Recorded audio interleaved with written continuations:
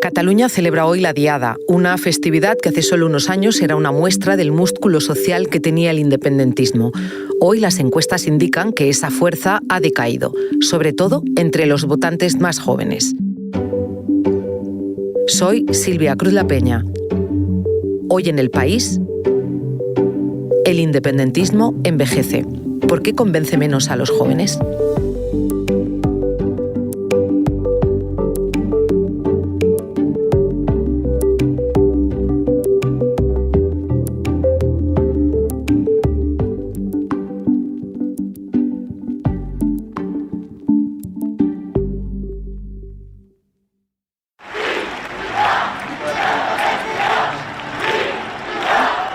Creo que estamos asistiendo hoy, 11 de septiembre, al preámbulo del éxito que será el 1 de octubre. Hola, Miquel. Hola, Silvia. Miquel Nogué, director de la redacción del País en Cataluña. Miquel, escuchábamos sonidos de la Diada de 2017, seguramente la más multitudinaria de los últimos años. También al expresidente Artur Mas. ¿Esta Diada cómo se presenta? Pues se presenta floja como viendo siendo habitual estos últimos años, desde 2017, cuando el proceso independentista encalló, parece que de forma definitiva. Y en este caso, este año, el gran cambio es que por primera vez, desde que en 2012 empiezan las diadas independentistas multitudinarias, pues por primera vez en el Parlamento de Cataluña ya no hay una mayoría independentista o nacionalista, y eso lo marca todo. La demostración de este cambio de tercio es que este año ni siquiera habrá una gran manifestación multitudinaria. La Asamblea Nacional Catalana, la entidad privada que organiza, digamos, la parte reivindicativa independentista de la Diada, ha decidido convocar 5 manifestaciones en 5 ciudades diferentes: Barcelona, Tarragona, Lleida, Girona y Tortosa. Esto ellos lo justifican por la necesidad de descentralizar esta reivindicación, pero no hay que olvidar también que esto llega en un momento de profunda división dentro del movimiento independentista, y eso permitirá o impedirá, que podamos comparar la asistencia de la manifestación de Barcelona, que era la manifestación de referencia, con las anteriores. De alguna manera buscan disimular que la movilización en la calle es mucho menor de la que estábamos acostumbrados. Pues el 1 de octubre de 2017 yo estaba en Poblenou, que es un barrio de Barcelona, y con 2 de mis mejores amigos decidimos que queríamos pasar la noche en el colegio electoral y ayudar a todo lo que pudiéramos a que se pudieran hacer unas votaciones que a nuestro parecer eran evidentemente simbólicas. Que el 73% de les meses electorals estan obertes. Ninguno de nosotros 3 somos independentistas, lo hicimos por un tema más ideológico en cuanto a democracia. Allí había un ambiente guay, hablabas con la gente, pero bueno, el día fue pasando y empezaron las agresiones a la población que solo estaba ejerciendo su derecho a voto. En mi colegio no pasó nada, en mi colegio todo pasó pacíficamente. Y tal, pero ver esas imágenes, ver lo que, bueno, fue bastante fuerte, y a mí la verdad es que me encendió la rabia. En consecuencia acabé votando que sí. Yo recuerdo en esa época que el procés era un tema que estaba en boca de muchísima gente, entre compañeros, entre amistades. Además había muchas manifestaciones a las cuales yo asistía a la gran mayoría de ellas. Recuerdo sentirme rodeada de personas que me hacían sentir en confianza y me sentía, la verdad, parte de algo mucho más grande. Un evento que me marcó mucho fue que cuando se acababan estas manifestaciones, las calles de Barcelona se convertían en un caos. Y recuerdo pasar miedo de volver a mi casa porque había policías en todas partes haciendo cargas, y recuerdo pasar miedo. La verdad es que sí. Es verdad que de las manifestaciones más tardías del 2019, allí sí que yo ya fui allí de una manera más de espectadora y no tanto porque creyera en lo que estaba pasando. Es decir, menos en España pienso que ahora mismo la política es un poco circense y que mientras suben el alquiler, no cuidan del cambio climático y todos los problemas que realmente son los problemas de hoy en día, de mi generación y de nuestro futuro, mientras todo esto sucede, tú estás ocupado viendo la amnistía, viendo al Puigdemont, viendo al no sé qué. Escuchábamos ahora a varios jóvenes que en 2017 tenían entre 11 y 20 años, ahora tienen entre 18 y 27, es decir, que vivieron y acabaron su adolescencia en pleno procés y ahora han podido votar en las últimas elecciones.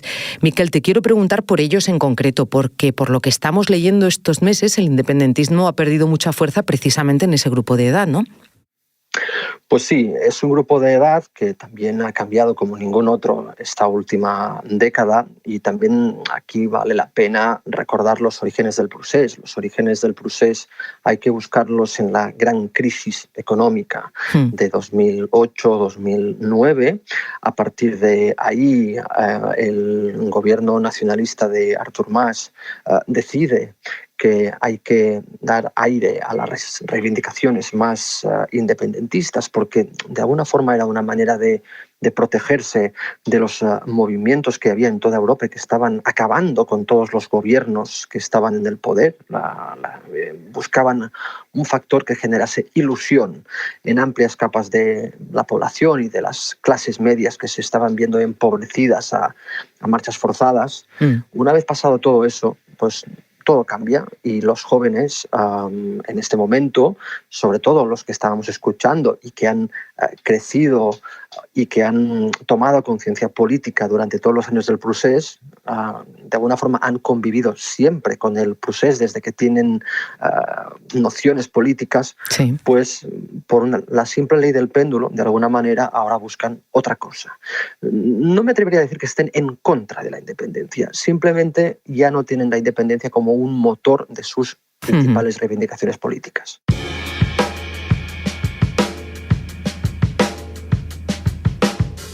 Hola, soy Borja Andrino, periodista de Datos del País.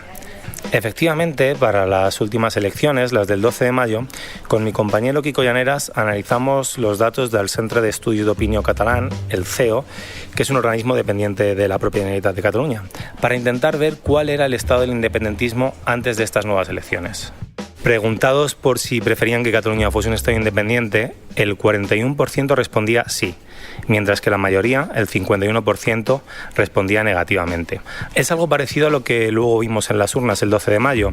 El 43% de los electores votó por opciones independentistas como Junts, Esquerra o las CUP y el 53% algún partido no independentista, el PSC, que ganó las elecciones, a los Comuns o al PP, por ejemplo. Esto no ha sido siempre así. En 2017, en los meses más intensos del procés, el porcentaje de catalanes que apostaba por la independencia era del 48%, 4 puntos más que los que no la querían. Los datos del CEO, además, nos permiten analizar cómo era este apoyo a la independencia por edades. El apoyo de la secesión ha bajado en general, pero sobre todo lo ha hecho entre los más jóvenes. En 2015, el 53% de los jóvenes entre 18 y 24 años apoyaban la independencia. Entre los jóvenes de ahora, en 2024, este porcentaje apenas llega al 40%. Escuchábamos ahora a Borja Andrino, que desglosaba los datos por edad, unos datos que dicen que efectivamente entre los jóvenes el independentismo pierde fuelle. Pero, Miquel, te quería preguntar si hay alguna razón más, aparte de las que hemos comentado anteriormente. ¿Alguna razón sociológica? Pues la generación actual de jóvenes, esta generación Z, y Z recordamos que en buena medida viene por esto, el Zoom, esas reuniones virtuales que se pusieron de moda o que era la única forma de hacer reuniones durante la pandemia, han marcado esta generación. Tiene otras inquietudes, tiene problemas de acceso al mercado laboral y sobre todo de consolidación dentro del mercado laboral o de mejora dentro del mercado laboral, y sobre todo tiene un enorme problema con la vivienda. Estamos hablando sobre todo de las capas más urbanas de jóvenes que tienen como principal preocupación la imposibilidad de acceder a una vivienda, y Procés, pues como a tantas otras cosas, no ha dado respuesta a estas preocupaciones y de aquí se entiende también el alejamiento de los jóvenes de estas reivindicaciones. ¿Y qué están haciendo las formaciones independentistas, Miquel, para evitar esa desafección? Pues depende.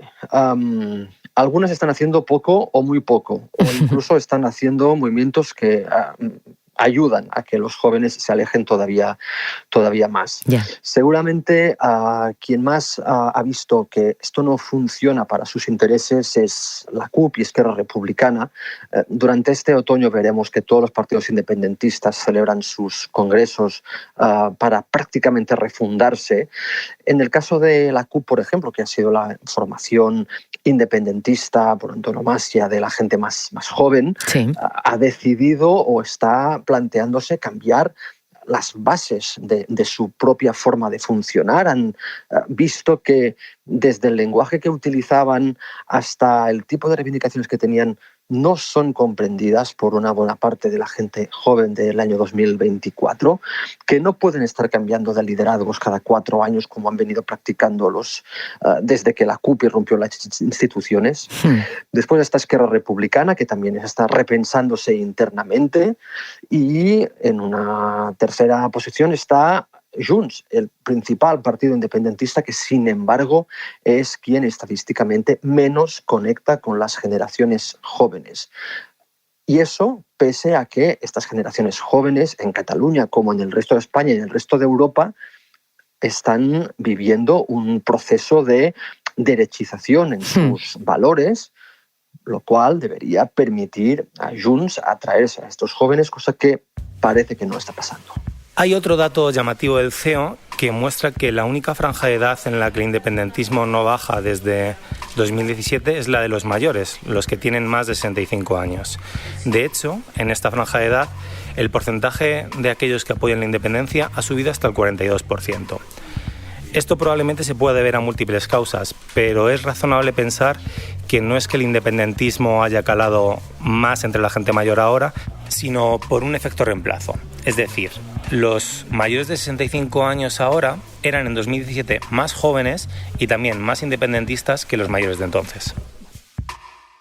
Miquel, oíamos ahora a Borja explicarnos cuál era el nivel de aceptación entre la gente mayor de 65 y parece que es casi todo lo contrario de lo que les pasa a los jóvenes catalanes.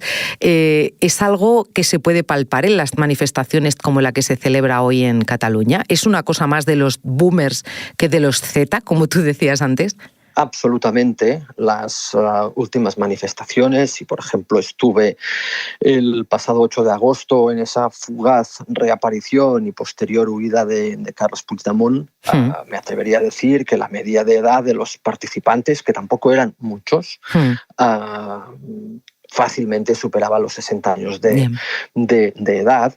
Hay quien ha incluso ridiculizado esto en forma de memes. Yo creo que más bien se debe a que el procés fue una, entre comillas, rebelión silenciosa de unas clases medias que se veían empobrecidas, y de alguna manera el éxito en su día del procés, el éxito de movilización, aunque no acabó bien, pero el éxito de movilización del procés consistió en hacer salir a la calle gente que nunca o hacía muchísimos años que no habían salido a la calle.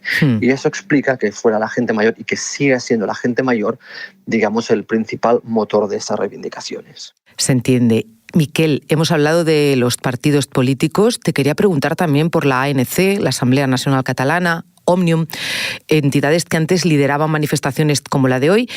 Cuéntame, ¿en qué han quedado? ¿Cuál es su papel? Pues la Asamblea Nacional Catalana, que comenzó siendo, o al menos se vendía como un proyecto cívico alejado de los partidos políticos y que se permitía, diría yo, el lujo de marcarles la línea a los partidos políticos, ha pasado a ser un simple apéndice de Junts per Catalunya y me atrevería a decir un apéndice de una parte muy concreta de Junts per Catalunya, que es la de los incondicionales de Carles Puigdemont. La ANC ha perdido muchísimo poder de influencia, muchísimo poder de convocatoria y se ha deslizado por una pendiente incluso peligrosa de un populismo, digamos, más que notorio. Y eso lo ha hecho también los últimos meses bajo la nueva presidencia de Lluís Llach. Por parte de Òmnium Cultural siempre estuvo en un plano un tanto más discreto. Òmnium Cultural tiene un bagaje mucho más amplio, histórico y cultural que la ANC. Y Òmnium Cultural, más allá de las reivindicaciones independentistas, pues tiene una vertiente, como dice su nombre, cultural, de fomento, de promoción de la lengua y de la cultura catalana, que creo que le mantiene de alguna forma en una posición más centrada dentro de la sociedad catalana. O sea, no está tan dada a los vaivenes de la actualidad política. Pero en cualquier caso, el peso de influencia de las dos asociaciones, las dos entidades, ha bajado muchísimo estos años. Miquel, dame un momento, enseguida volvemos.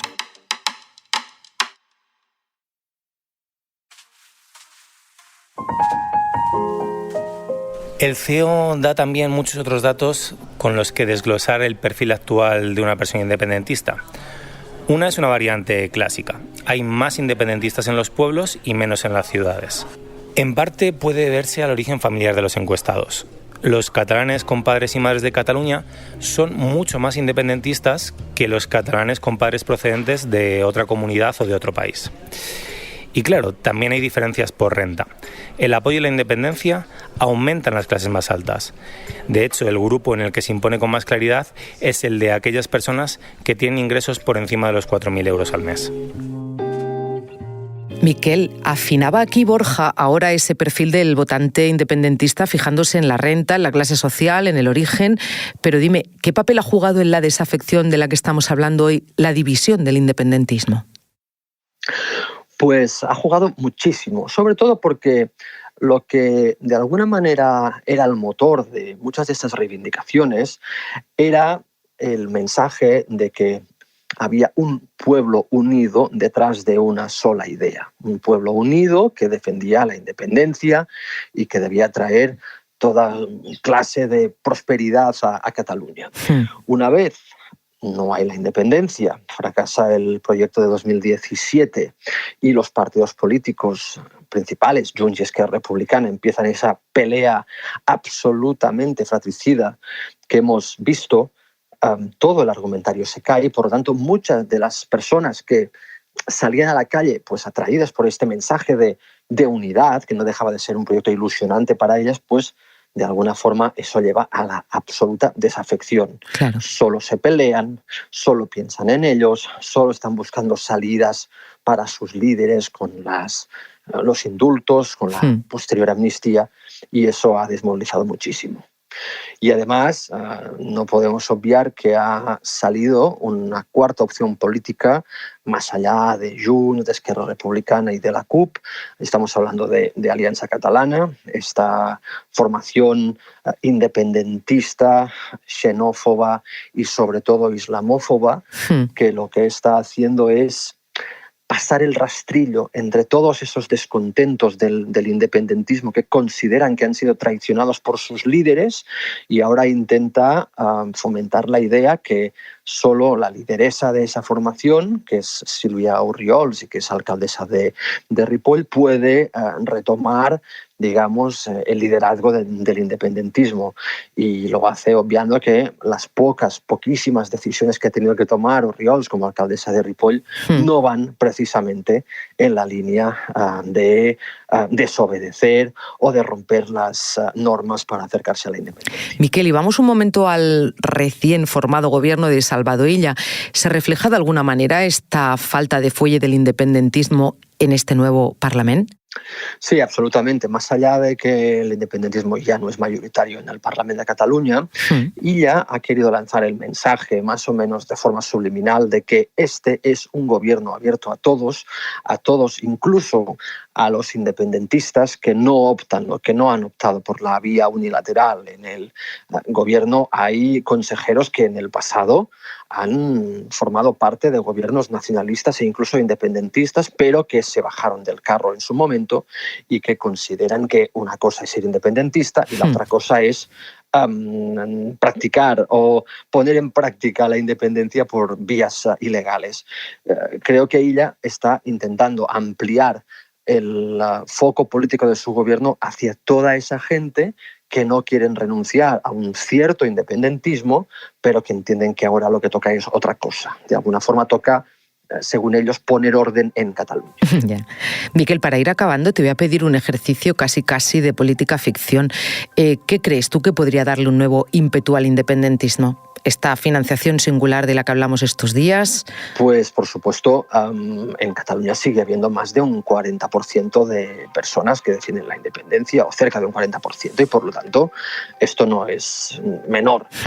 ¿Qué podría pasar para que esto suba? Pues efectivamente podría pasar que no se pueda llevar a cabo esa promesa de dotar a Cataluña de una financiación singular y suficiente que se parezca en algo al concierto vasco, pero tampoco olvidemos que el origen del movimiento independentista en buena medida se sustenta sobre la crisis económica, la gran recesión de 2008-2009, y por lo tanto nunca podemos descartar que pueda venir otro problema, otra situación económicamente y socialmente complicada que eventualmente pudiera dar fuelle al movimiento.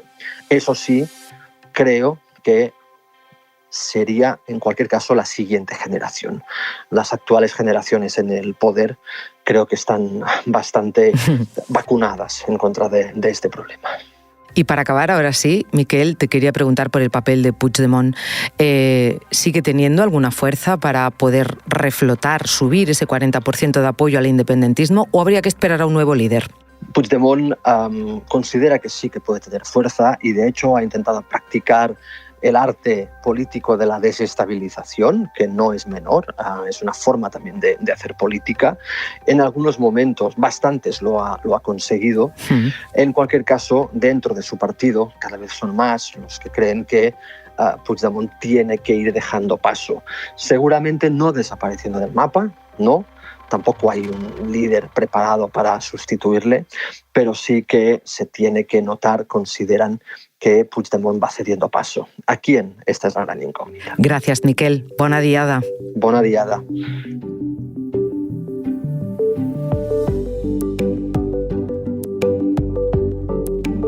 Este episodio lo ha realizado Belén Remacha. El diseño de sonido es de Nacho Taboada. La edición de Ana Rivera.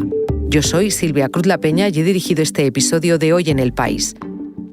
Gracias por escuchar.